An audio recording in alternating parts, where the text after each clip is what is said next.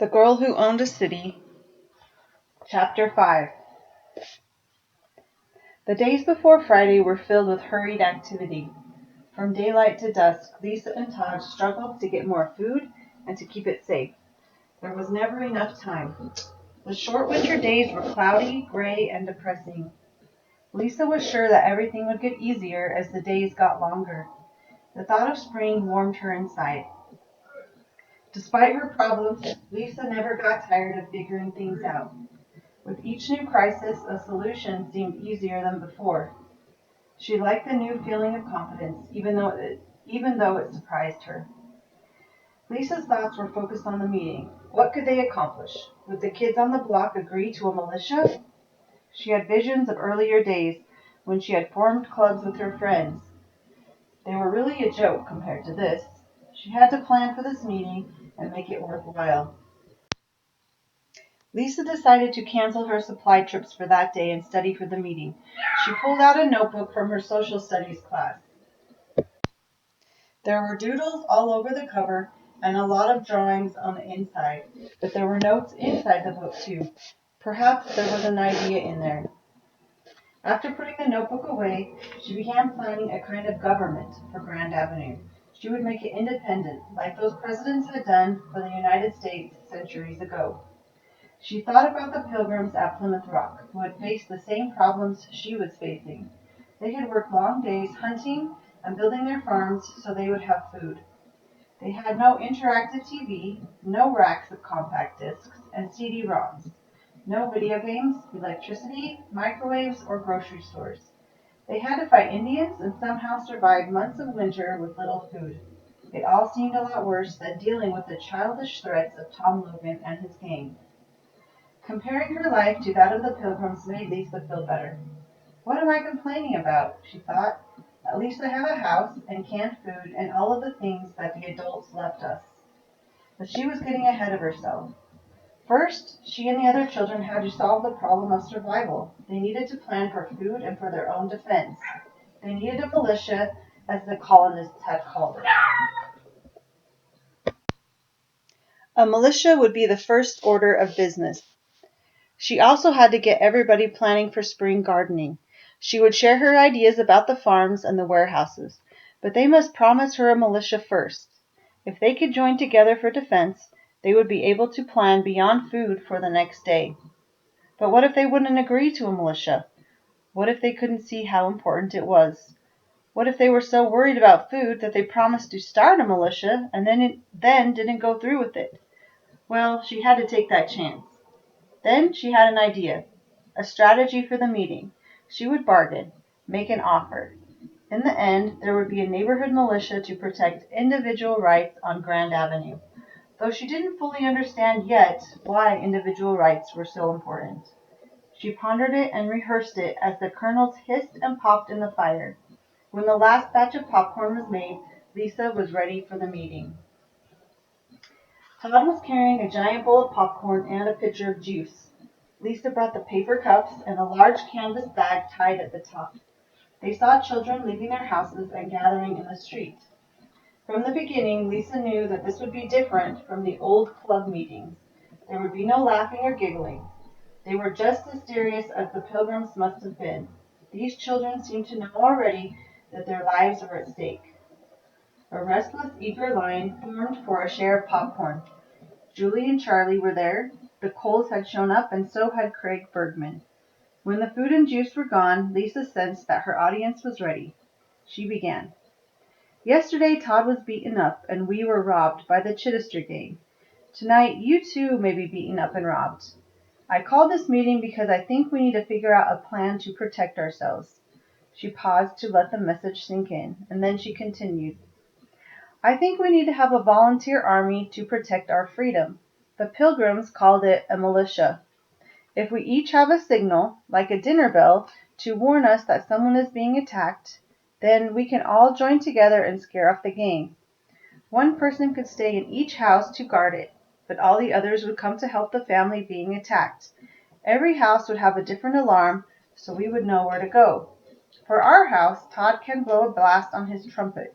You could each figure out a loud signal of your own. One person could volunteer to be in charge of organizing the weapons and making defense plans. Probably an older boy, like Steve Cole, could work out the details and be our general. That's my suggestion. Do you have any comments? The children could hardly recognize the new Lisa. She still looked the same, with her straight blonde hair and deep-set eyes. But there was something different in her voice, something strange and confident. They wondered about it. For a while, everyone was silent. Then Craig said, "I think you're excited over nothing, Lisa. Has anyone else been bothered by the gangs?" No answer. Lisa wanted to reply, but she thought, "No, let them argue it out a while. Then it will be my turn again." Charlie said, "I think we should form a gang of our own. None of us has food, and there won't be any unless we steal it. We're dumb not to make a strong gang ourselves. If we wait, the other gangs will have control, and we'll have nothing. Then they'll have us in their power. We'll starve if we just wait around. I say we start attacking on our own." Lisa wanted to say something about that, but she forced herself to keep quiet. "I think Lisa's right," said Julie. "Ah, Julie," thought Lisa, "now I forgive you." Steve Cole had been nodding his agreement with Charlie, and now he spoke. "The fact is, we don't have any food. As Charlie says, there isn't any except the food that belongs to the rich kids. Their parents had pantries filled with canned things that they'd never eat. Yesterday I saw Janet Lester swimming in her pool. I'll bet she's got all kinds of extra food. Why not get it before the Chittister gang does? It's not fair. Why should they have all that food while we have none?" Lisa thought, "Well, there are two generals we can't trust, Steve and Charlie." But she still kept silent. She waited for Jill to speak. She respected Jill. But Craig spoke instead. "I've been thinking that we should grow food. We can do it now. We don't have to wait till spring. I'm making a solarium. It's like a greenhouse, and we can raise vegetables in it, even in winter. We can live on vegetables. I know because my dad told me about vegetarians. We can raise enough to get by." Now we're getting somewhere, Lisa thought. She urged him on silently. But then Jill spoke. "So what if you raise food? Are you going to share it with us? If your crop is bad, who gets what little there is left?" "We do, Erica and I. But why can't you do the same? I don't mind teaching you how. With all those kids, you'd have plenty of gardeners." Someone else said that they should try to make friends with the Chittister gang. Another kid thought it would be a good idea to hire Tom Logan's gang. "We can give them food from your secret supply places, Lisa, and they can protect us. Why should we go to all the trouble of making our own militia?" Lisa just had to speak now. "We can use my supply? My secret supply? No, thanks. I will decide what's done with my supplies. You don't mind, do you?" She was mad again. It was time for her strategy. "You're all worried about food. You say there isn't any. So you want to start a gang of thieves. But there are lots of other things you're going to need besides food. How about aspirin, band-aids, soap, matches, flashlights, charcoal, toilet paper, Bactine, vitamins, seeds for your solarium? Where are you going to steal those things when all the supplies are used up? What good will stealing do then or now?" Lisa reached into her bag and pulled out a sample of almost every item she had named. Then she pulled out a Coke. "Who wants one of these?" And a handful of candy bars. "Who wants these?" Then she threw 10 packets of vegetable seeds on the ground. Carrots, corn, pumpkins, beans, and some others. She had shown enough. Their eyes widened as they stared at the treasures scattered at her feet. "I know," she continued, "where to get hundreds of these items. My house is filling up with them. It's not because I'm lucky or because I'm some kind of special person, and it's not because I'm stealing. It's because I decided to use my head instead of crying or praying or forming a gang." She wasn't finished yet. "But I'm not sharing a thing, not a single thing. You can attack me if you want, but I'll burn it all before I let any thieves have it." Her plan hadn't included getting angry, so Lisa relaxed her voice. It took a moment. "Craig is right. Soon we can survive by learning how to grow things. Until then, my sources will keep us alive, but I won't share anything until we all agree on a militia. For Craig's garden to grow or my ideas to work, we have to have protection against the gangs. When they run out of things to steal, they'll come after us. Someday, if we're smart, we'll be growing food and making things, and we'll learn how to survive forever without taking from anyone. But now we need a militia. It will give us time to use our heads and a chance to protect what we have. I'll share what I know with those who will support the militia. She was finished. It seemed that her strategy was working. No one had any criticism. Any more discussion? Lisa asked, hoping that there would be none. Then she added, I call for a vote. All those who promise to support the militia, stay here, and we'll start to make plans. Those who refuse, go back to your homes. Nobody moved. So it was agreed. Craig can be the commander of the militia, Lisa said. Let's meet here again tomorrow at 4, and Craig will present his plan for our defense. I'll help you, Craig. I have some ideas. Anyone else who has suggestions, please give them to Craig before the meeting.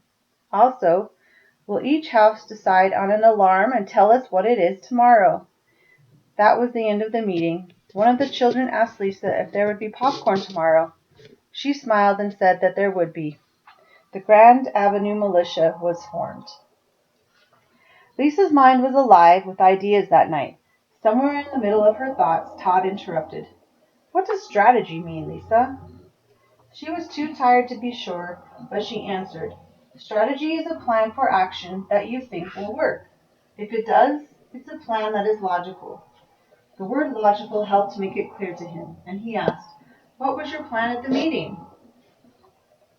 She explained that she had brought the popcorn to gain the children's confidence. Then she had let them run out of words before making her deal. Food in exchange for a militia. Finally, to convince them that she wasn't just talking, she had shown what was in the bag as proof. To be free, you need protection against people who want to control your life. No one should tell you how to work or take what you have earned. Then she was too tired to say any more. Good night, Toddy boy. Tomorrow will be a busy day.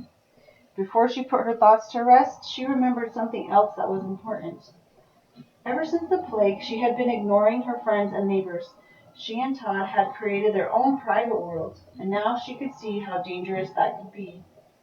They don't all see things the same way I do, she thought. I should keep more in touch with them, or I could lose everything I've worked for. She recalled Charlie's comments, and Steve's, and Jill's. Obviously her ideas weren't obvious to everyone. That the Chittister gang would steal, and that her best friend would deceive her. These things proved that she needed to be a part of their society. Or at least she would have to keep her eyes and ears open and help to build their community into one that could protect her freedom. All the brilliant ideas in the world would be useless if that world collapsed around her and she was the only one left to steal from.